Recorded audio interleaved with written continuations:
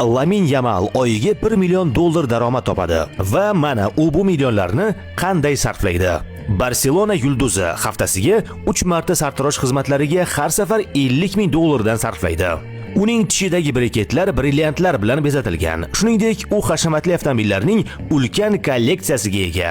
Atigi 17 yoshda bo'lishiga qaramay, u Lamborghini, Bugatti, Mercedes va Hummer kabi 20 ga yaqin mashinaga ega. Bu avtomobillar to'plami unga taxminan $4 million ga tushgan. Bundan tashqari, Lamin Yamalning $10 million lik hashamatli villasi Barselonada joylashgan bo'lib, unda mislsiz sharoitlar yaratilgan. O'ziga $15 million lik shaxsiy samolyot ham sotib olgan.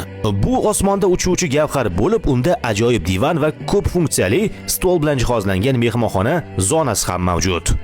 Sizningcha Lamin Yamal kelajakda oltin to'pni qo'lga kirita oladimi?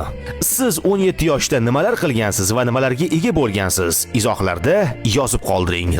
Like bosing va ko'proq qiziqarli kontentlar uchun obuna bo'ling.